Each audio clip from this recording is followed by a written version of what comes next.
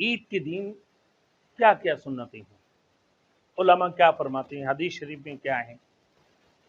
عید الفطر کے دن کیا کرنا چاہیے، اور عید الفطر اور عید الاضحیٰ میں کچھ فرق ہے۔ عید الفطر کی نماز پڑھنے کا طریقہ ہے کہ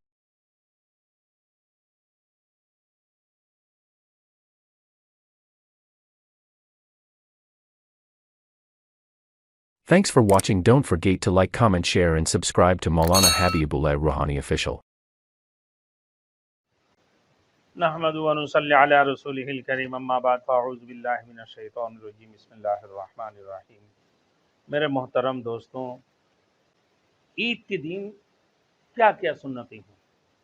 علماء کیا فرماتے ہیں، حدیث شریف میں کیا ہے، عید الفطر کے دن کیا کرنا چاہیے، اور عید الفطر اور عید الاضحیٰ میں کچھ فرق ہے۔ جو عید الفطر کے دن 13 چیزیں مسنون ہیں۔ وہ پہلے نمبر شریعت کے مطابق اپنے آرائش کرنا، دوسرے نمبر غسل کرنا ہے، مسواک کرنا ہے، عمدہ سے عمدہ کپڑا پہننا جو پاس موجود ہو، نیا کپڑا ہو یا اپنے پاس کپڑا موجود ہے اچھے کپڑا پہننے کے لیے تو اب اس کو پہننا، خوشبو لگانا، صبح کو بہت سویرے اٹھنا، عیدگاہ میں بہت سویرے جانا، اور قبل عیدگاہ جانے کی کوئی شیریں چیز جیسے چوارے وغیرہ کے کھا کے جانا، یا کھیر وغیرہ پکا لینا، کھیر وغیرہ کھا کے جانا، مٹھائی کھا لیا، چوارے کھا لی یا کھیر کھا لیا۔ لیکن بقرعید میں یہ فرق ہے کہ بقرعید میں جانور ذبح کرنے کے بعد آ کے کھانا سنت ہے، اور اس میں جو سنت ہے عیدگاہ جانے سے پہلے کوئی چوارے یا کوئی میٹھے چیز کھا کر جانا، کھیر ہو یا چوارے وغیرہ ہو، یہ چیزیں کھا کے جانا۔ اور پھر 9واں نمبر عیدگاہ جانے سے قبل صدقہ فطر ادا کرنا، صدقہ فطر دے دینا، یہ مسنون ہے جو اللہ کے رسول صلی اللہ علیہ وسلم نے کی۔ اللہ کے رسول صلی اللہ علیہ وسلم عیدگاہ پہنچنے سے پہلے صدقہ فطر ادا کر دیا۔ عید کی نماز عیدگاہ میں جا کر پڑھنا، یعنی شہر کی مسجد میں بلا عذر نہ پڑھنا۔ آج کل تو کراچی شہر میں ہر جگہ عید کی نماز ہوتی ہے، ہر مسجدوں میں عید کی نماز ہوتی ہے، اور نہ پڑھنے کی صورت میں لوگ شرابے بھی کرتے ہیں۔ میرے دوستوں، جس راستہ سے جائے اس کی سوا دوسرے راستہ سے واپس آنا،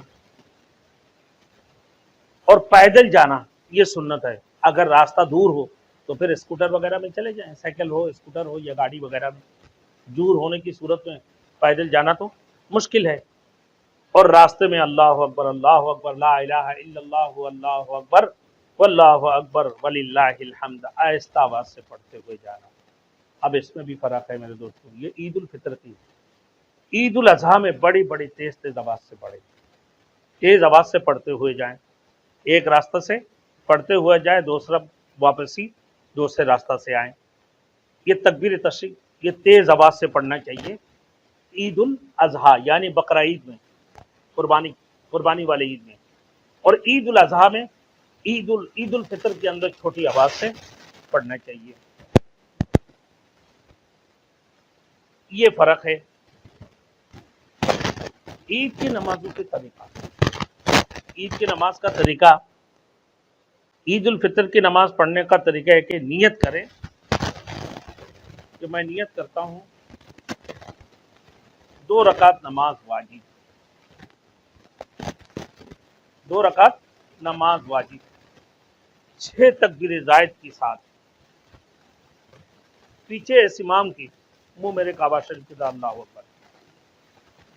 پھر سب سے پہلے امام اللہ اکبر کہہ کر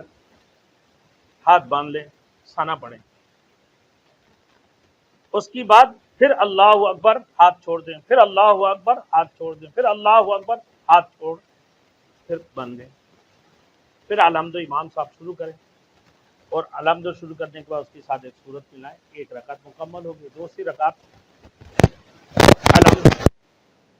پڑھ کر ایک سورت ملا کر رکوع جانے سے پہلے اللہ اکبر ہاتھ کو اٹھائیں اور چھوڑ دیں، پھر اللہ اکبر، پھر اللہ اکبر، پھر چوتھی تکبیر بولتے اللہ اکبر کہا کے رکوع میں چلے جائیں۔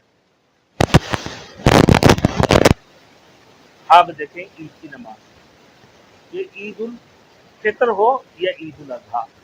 دونوں صورتوں میں دونوں عیدین کی ایک ہی طریقہ ہے، 6 تکبیر زائد کے ساتھ کہ میں 2 رکعت نماز ادا کرتا ہوں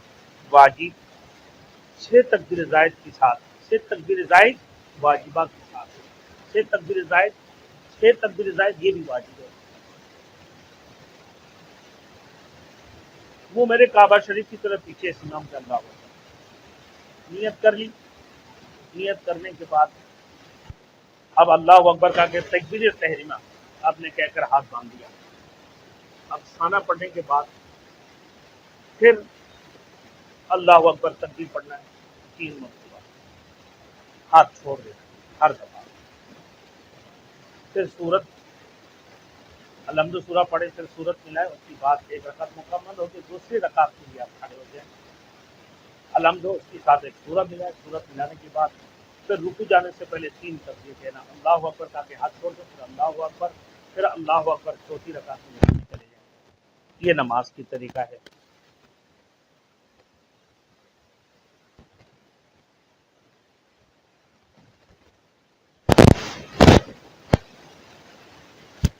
آپ دیکھیں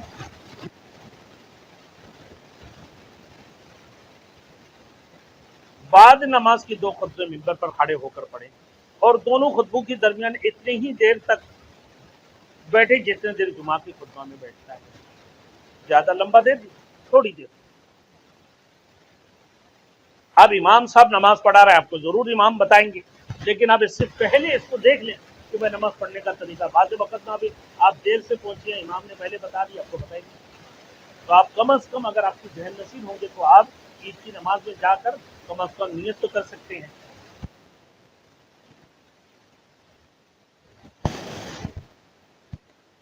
اگر کوئی شخص عید کی نماز میں ایک سے وقت آ کر شریک ہوا تو وہ امام تکبیر سے فارغ ہو چکا ہے، یہ اکثر ہوتا ہے، امام تکبیر سے فراغت کر چکا ہو، اور اگر رکوع میں آ کر شریک ہوا تو اس صورت میں کیا کرنا ہے؟ اگر غالب گمان ہو اس کو کہ تکبیروں کی فراغت کی بات مل جائے گا تو سب سے پہلے اللہ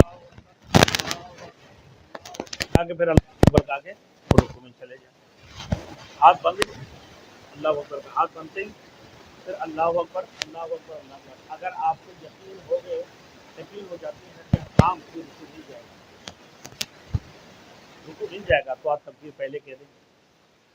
ہاں اگر آپ کو یہ یقین نہیں ہے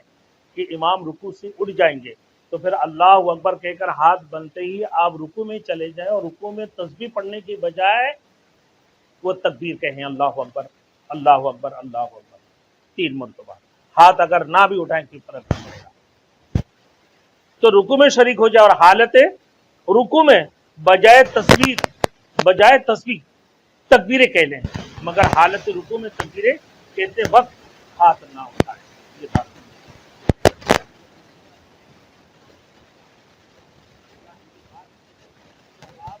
سبحان ربی العظیم، سبحان ربی العظیم، سبحان ربی العظیم پڑھنے کی بجائے اللہ اکبر، اللہ اکبر، اللہ اکبر 3 دفعہ وہ تکبیر کہہ لیں۔ تو اب نماز میں آ کے اس وقت شریک ہوئے کہ امام نے تکبیر پڑھ دی اور امام رکوع میں چلے گئے، تو ان صورتوں میں اگر آپ کو یقین نہیں ہے کہ بھائی اگر میں رکوع میں اور تکبیر کہہ کر اگر رکوع میں جاؤں گا تو امام صاحب رکوع سے کھڑے ہو جائیں گے، تو بہتر یہی ہے کہ اللہ اکبر تکبیر تحریمہ کہہ کر اب نماز میں شامل ہو جائیں اور پھر رکوع میں چلے جائیں، اور تسبیح کی بجائے آپ اللہ اکبر، اللہ اکبر، اللہ اکبر کہیں لیکن ہاتھ نہ اٹھائیں۔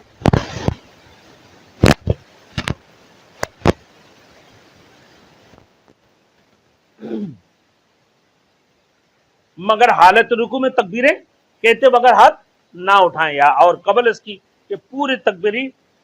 کہہ چکے امام رکوع سے سر اٹھا لے تو یہ بھی کھڑا ہو جائے، اور جس کو جو تکبیریں رہ گئی اس سے معاف ہے۔ آپ شروع کر دیے، یعنی پھر امام رکوع سے کھڑے ہو گئے، جس قدر بھی ہو گیا بس باقی معاف ہے، اللہ معاف کرنے کی کوشش کی ہے تکبیر زائد ادا کرنے کا، لیکن ہو نہیں پایا تو اللہ معاف فرمائے گی، جتنا بھی کر سکتے ہیں جتنا کر لیں۔ اگر کسی کی ایک رکعت عید کی نماز میں چلی جائے تو جب وہ اس کو ادا کرنے لگے تو پہلے قرات کر لے، اس کے بعد تکبیر کہے، پہلے قرات کر لے اس کی بعد تکبیر ہے۔ اگرچہ قاعدہ کے مطابق پہلے تکبیر کہنا چاہیے تھا، لیکن چونکہ اس طریقے سے دونوں رکعتوں میں تکبیریں پے در پے ہوئی جاتی ہیں، ایک رکعت چلا گیا، بات سمجھنے کی بات ہے، قرات کر لے، قرات میں بعد میں تکبیر کہے، کیونکہ قاعدہ کے مطابق تکبیر پہلے کہنا چاہیے تھا، وہ قرات بعد میں پڑھنا چاہیے، تو اس طریقے سے دونوں رکعتوں میں تکبیریں ایک ہی بعد ذکر آ جاتی ہے، اور یہ کسی صحابی کا مذہب نہیں ہے، اس لیے اس کی خلاف حکم دیا گیا کہ اگر امام تکبیر کہنا بھول جائے اور رکوع میں اس کو خیال آئے تو اس کو چاہیے کہ حالت رکوع میں تکبیر کہہ لے، پھر قیام کی طرف نہ لوٹے، قیام کی طرف نہ لوٹے۔ امام کیونکہ سال میں 2 دفعہ عید ہوتی ہے، اب بعض وقت میں بہت بڑا مجمع ہوتے ہیں، امام بھی بھول جاتے ہیں، تو ان صورتوں میں ایک بار امام نے تکبیر نہیں کہی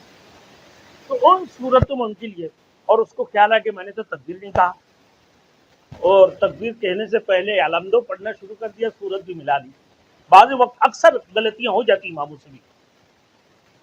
تو پھر قیام کی طرف نہ لوٹے، وہ دوبارہ قیام پہ نہ آئے، وہ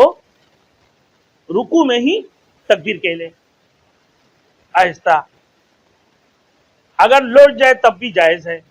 اگر لوٹ بھی جائے تب بھی جائز ہے، یعنی نماز فاسد نہیں ہوگی، لیکن ہر حال میں برجے کثرت نہ سجدہ سو نہ کرے، بہت بڑے مجمع ہونے کی وجہ سے، غلطی کی وجہ سے، کیونکہ باجی کی طرف ہوا، پہلے تکبیر کہنا تھا، اب تکبیر تحریمہ کے بعد اور ہاتھ بندھے اور ثنا پڑھ کے امام صاحب قرات شروع کر دی اور نماز بھی شروع کر دیا، اکثر ہو جاتی ہیں، تو ان صورتوں میں امام اگر دوبارہ لوٹ کر پھر کہے اللہ اکبر اللہ اکبر اللہ اکبر، پھر اندر شروع کرے، اب غلطی ہوا، اب ان غلطی کی وجہ سے سجدہ سو نہ کرے، کیونکہ مجمع بڑے ہوتی ہیں اور اس میں غلطی کا خدشہ ہوتی ہے اور لوگ پریشان ہو جائیں گے،